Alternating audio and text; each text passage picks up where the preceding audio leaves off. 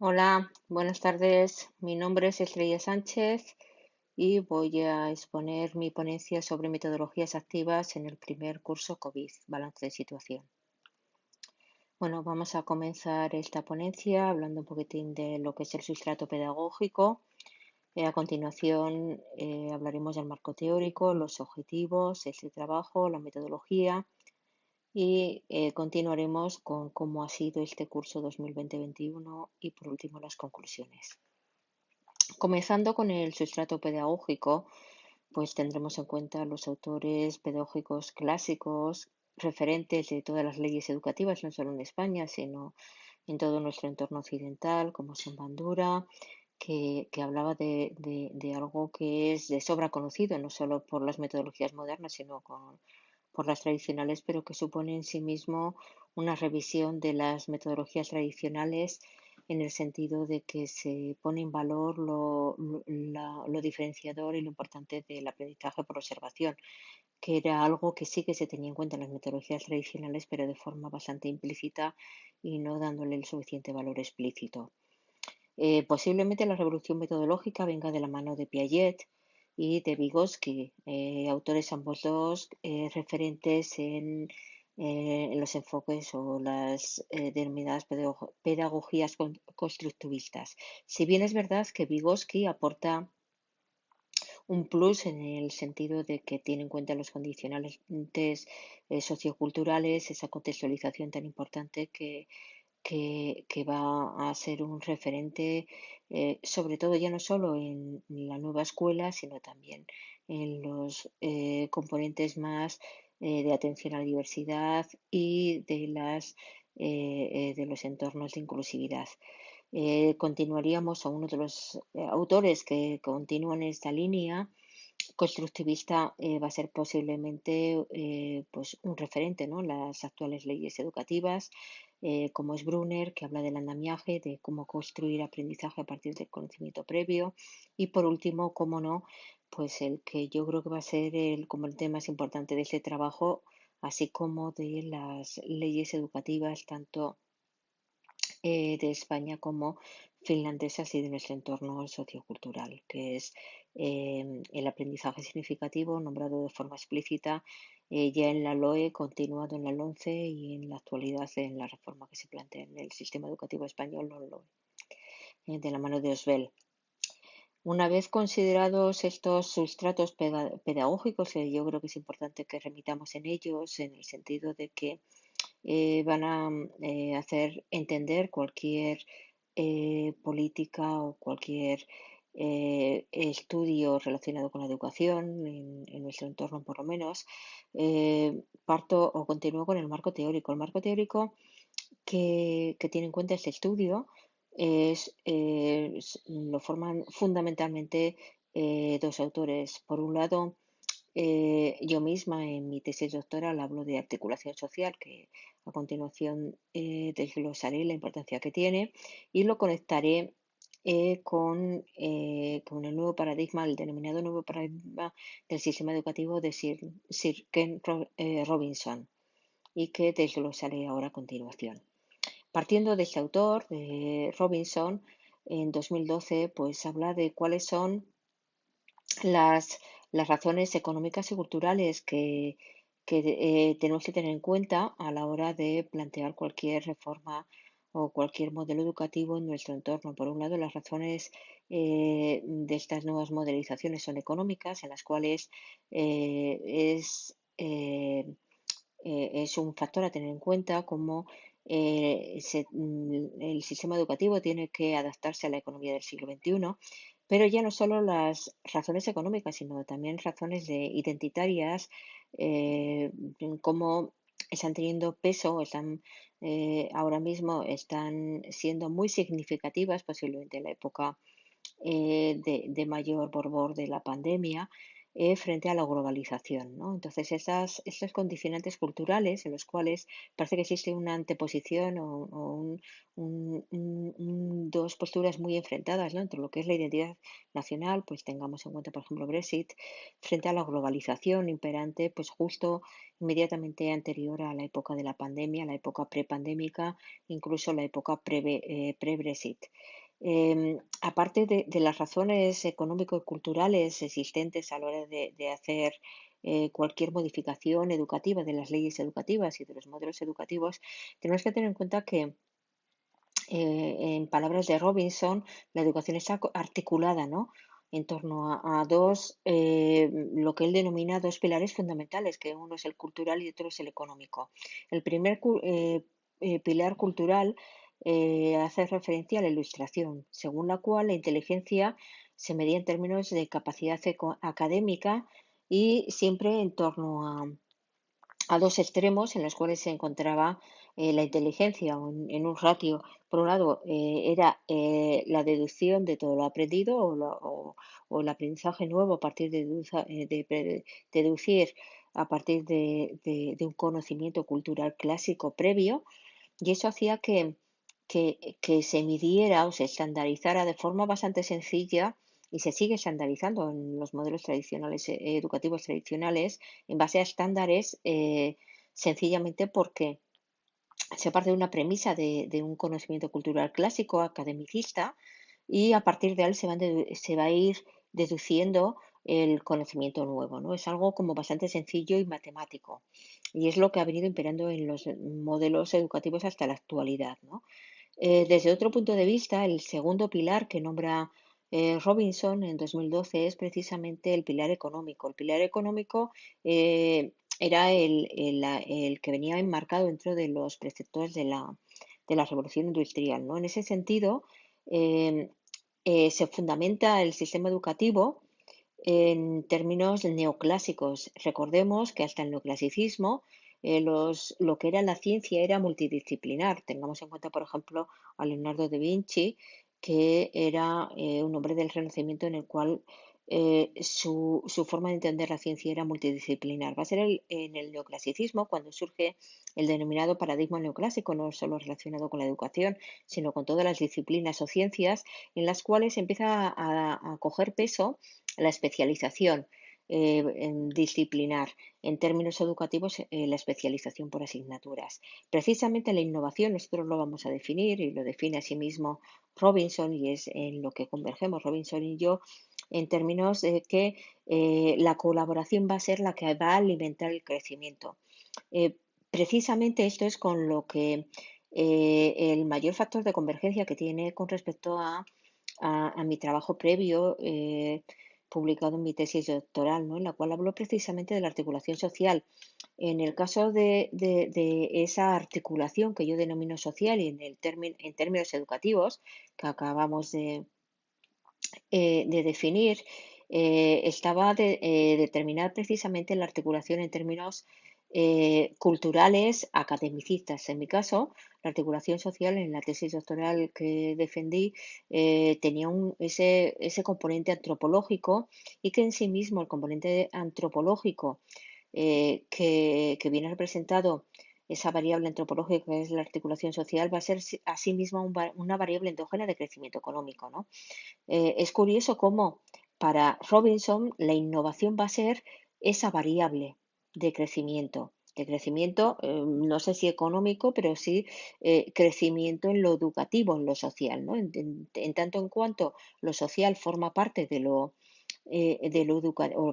educativo forma parte, es un componente más de lo social, podríamos determinar o podríamos concluir que en términos sociales esa articulación educativa que viene por vía o de la mano de la innovación va a producir también un crecimiento económico y un crecimiento en términos de aprendizaje, ¿no? Es curioso cómo esta teoría o esta forma de entender la educación considero que es bastante afín con mi forma de entender el crecimiento, ¿no?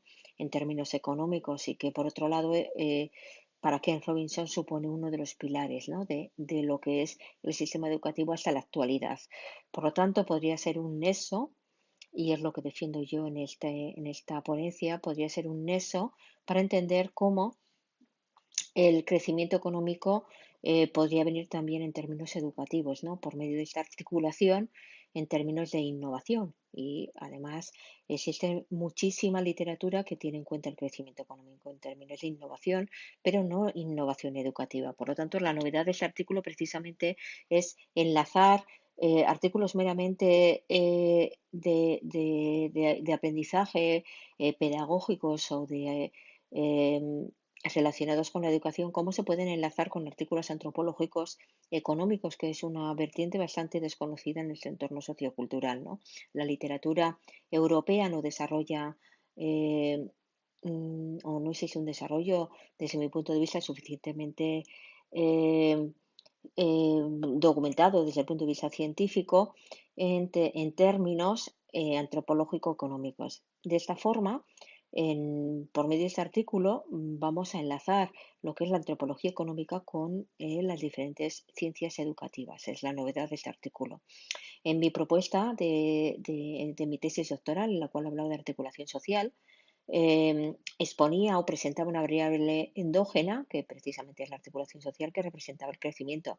Esa variable endógena podría estar representada en sí misma por la innovación y que producirá también, además, articulación social. Las razones siguen siendo económicas y culturales. La educación considero que sigue los mismos patrones que la articulación social y también la articulación social se nutre de patrones culturales y patrones económicos, tal cual expongo yo en la tesis doctoral en mi tesis doctoral 2017. También en mi tesis doctoral 2017 hablaba del crecimiento en términos multidisciplinares, alejando lo que es la variable endógena de los paradigmas neoclásicos. Y en mi tesis doctoral también hablaba de colaboración y de innovación. Por lo tanto, que ambos eran en sí mismos, podíamos unificar esa variable endógena e identificarla en términos educativos con la educación. Los objetivos de este trabajo es, por un lado, analizar cuál es la situación innovadora de las metodologías activas tras la aparición de la pandemia. En segundo lugar, constatar las correcciones prácticas que han sido llevadas a cabo de forma urgente tras la implantación de estas metodologías activas, de una forma y de otra, que analizaremos a continuación. Y en la conclusión, una de las conclusiones más importantes es que urge proponer modificaciones teóricas en las metodologías activas para adaptarlas a esta nueva situación pandémica. La metodología utilizada en esta investigación es, por un lado, cualitativa, en términos de definición de modelo, y cuantitativa, en tanto en cuanto vamos a poder concretizar y cuantificar esta variable endógena, modelizando un sencillo modelo econométrico estadístico, en el caso de la educación, que nos va a permitir cuantificar de forma bastante exacta cuál es el efecto que se ha producido de la implementación, perdón, de las metodologías activas en este nuevo contexto. Em, Comenzaremos con este análisis cualitativo por medio de una descripción de cómo ha sido el curso 2020-21, el primer curso COVID de la historia. Yo como profesora de secundaria, en esta fotografía presento a mis alumnos cómo pues han sufrido lo que es este primer curso COVID y yo le digo siempre a mi alumnado que soy fan porque lo han sabido llevar con mucha templanza y mucha capacidad de adaptación, que ya en sí mismo me parece que es un logro. Comenzando por cómo ha sido esta implementación de metodologías activas, ahí les he puesto un link de un YouTube que me parece sumamente interesante, que no por la propia duración de la ponencia lo voy a obviar, pero que les invito a analizar. Y ahí les expongo un poco en la parte superior lo que, sobre todo en las tres primeras recuadros, lo que yo he venido llevando a cabo en mi centro de educación secundaria.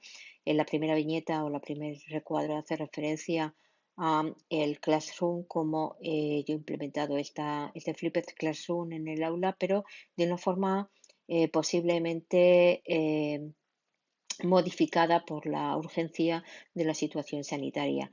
Es decir, si el Flipped Classroom se fundamenta en la visualización de vídeos en casa para trabajar en el aula, con la emergencia, la situación actual de emergencia sanitaria, hemos visto esos vídeos aquí, ¿no? Y hemos tenido que darle unos 360 grados a la metodología Flipped, porque ha priorizado el fenómeno digital frente al fenómeno Flipped. Y en el aula me consta que hemos sido muchos los profesores, muchos los docentes que hemos pasado a visualizar estos vídeos por un sencillo motivo. Teníamos parte de la clase que teníamos confinada, parte de la clase teníamos presencial. La forma más sencilla de asegurarnos ese trabajo posterior que llevan a cabo por medio de los TIC, de la informática de forma colaborativa, como aparece en el tercer recuadro, la forma de asegurarnos de que se producía un aprendizaje colaborativo era precisamente visualizarlo en clase. Pero lo curioso de todo este fenómeno es que para algunos alumnos era en clase y para otros era en casa, puesto que estaban confinados. Entonces existe una mistura entre lo que es el flipped de qué es lo que se ve en casa, qué es lo que se ve aquí, y de forma de forma más o menos intencionada hemos vuelto a una especie de sistema pseudo tradicional donde primaba lo digital, ¿no? Esto es lo que yo creo que tiene interés en este artículo, ver cómo el Flipped ha dado una vuelta completa, se ha producido la visualización de vídeos mitad en casa o los vídeos del alumnado que teníamos en clase se veía en clase y y los que estaban confinados obviamente se veían en casa, y el trabajo colaborativo se ha producido a posteriori y no en el aula. Eso es una vuelta de tuerca al sistema Flipped, a pesar de que autores como Furness o como Sanz hablaban de lo importante de ver los vídeos en casa, ¿no? Frente al centro. Se ha primado, desde mi punto de vista, en la actual situación el TIC frente al TAC, que es las tecnologías del aprendizaje. Se ha primado también el aprendizaje colaborativo frente al cooperativo. Y entonces concluimos de esta forma de implementación de las metodologías activas, pues lo que venía publicado por el padre un poco de las pruebas PISA, ¿no? Que decía que el alumnado, que estamos formando un alumnado para una realidad que ya no existe. Creo que estamos en esta fase de trasladar en la cual existen estos sistemas híbridos de metodologías tradicionales con activas, con nuevas tecnologías, y lo que yo planteo es que la innovación se está abriendo camino dentro de una forma un poco diluida o contextualizada en una clase tradicional digital, pero este nuevo sistema aparece a consecuencia de una emergencia sanitaria. Entonces, vengo a concluir algo así como que la digitalización de las metodologías activas mediante TICS con el sistema actual, que es un currículum disciplinar extenso y rígido, ha sido lo que, en definitiva, ha producido que no se haya producido, valga la redundancia, el TAC deseado. Por lo tanto, urge un verdadero currículum que esté realmente transversalizado y multidisciplinar, lo que yo vengo a denominar el blended curriculum, con un evidente paralelismo del artículo de SANS del 2012. Un ejemplo de todo ello es la multidisciplinaridad que se produce en mi centro, en el Colegio Inmaculada Concepción, en las cuales la música, la educación física y la asignatura de ciencias sociales, que se denomina Guisarte en euskera, hemos hecho un modelo multidisciplinar por medio fundamentalmente de la realización de un musical en la cual, ante la evidencia de no poder realizarse la asignatura de educación física, se han agregado estas tres asignaturas y se han tenido en cuenta el currículum de las tres asignaturas de forma conjunta. El resultado final ha sido un resultado de realizar un musical en la cual Además, tenía un componente importante a la hora de hilvanar, por decirlo de alguna forma, este musical. Tenía un elevado componente TIC por la propia distancias de seguridad y condiciones sanitarias de pandemia. Aparece ahí otro YouTube en el cual aparece pues cómo ese rol, los diferentes roles que han ido adaptando el alumnado de mi centro, pues ellos mismos se lo han atribuido y a modo de ejemplo he añadido también el programa Itasigunea, ¿no? Que es un programa formación de aprendizaje basado en retos en la FP de Euskadi, ¿no? También aparecen ahí diferentes elementos que he utilizado yo en mis clases, como son los cómics, concursos, discursos o el gaming. Para terminar, las conclusiones. Las conclusiones es que en la actual situación de emergencia sanitaria se han conseguido resultados mucho más sorprendentes y mucho más inmediatos eh, que en largos años de investigación, publicaciones y simposios. Se ha pretendido implementar estas metodologías activas con las TIC. La duda es si, bueno, la duda o lo que falta de cuantificar en esta investigación es si se ha producido un TAC, es decir, si se ha producido precisamente un aprendizaje debido a la implementación de metodologías y el TIC. Se sugiere, como segunda conclusión, la necesidad de remodelar las metodologías activas en este contexto digital, en la cual la innovación no sea un mero sinónimo de digitalización, sino que yo creo que nos vemos abocados los investigadores a hacer una revisión teórica de las hasta ahora metodologías activas para contextualizarlas de forma en estos nuevos contextos híbridos digitales presenciales. Para ello, creo que tenemos que ser críticos con lo que hasta ahora consideramos aprendizaje colaborativo y cooperativo, puesto que creo, la impresión que yo tengo después de este primer curso es que la línea separatoria entre uno y otro es bastante débil. La clase invertida también tendríamos que reformularla para ver qué es lo que sucede en estos contextos híbridos, presenciales y digitales de confinamiento. Y para ello, yo creo que tiene sentido iniciar una nueva línea de investigación de hibridación de eh, metodologías activas digitales. La realidad, por lo tanto, considero que ha superado las expectativas. La implementación ha sido real por lo menos en lo referente a las TIC, quizás no tanto en lo referente a TAC. Y simplemente con esto quiero terminar mi ponencia agradeciéndole su atención. Un saludo.